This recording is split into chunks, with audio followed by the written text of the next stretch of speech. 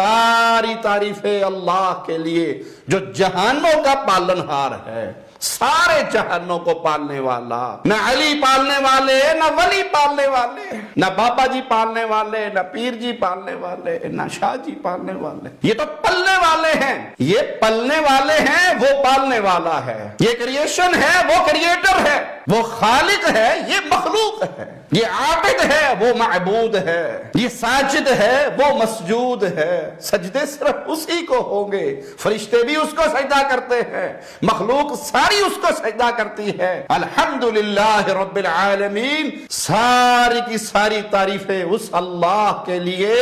جو جہانوں کو پالتا ہے، جو حیوانوں کو کھلاتا ہے، جو سمندر کی مخلوقات کے رزق کا ضامن ہے، جو زمین کی مخلوقات کو رزق دیتا ہے، جو انسانوں کو، جنوں کو، کائنات کی ہر چیز کو رزق بھی دے رہا ہے، ان کے معاملات کو صرف اسی نے کنٹرول کیا ہوا ہے۔ فاختہ کے انڈے سے کبھی کوے کا بچہ پیدا نہیں ہوتا،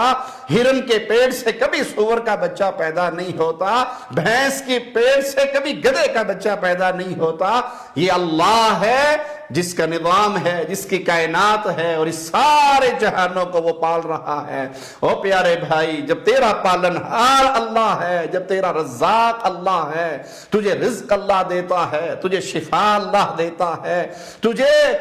دنیا کی ہر وہ چیز جو تو مانگتا ہے وہ تجھے اللہ دیتا ہے، تو پھر وہ حق رکھتا ہے، عبادت صرف اس کی کرو۔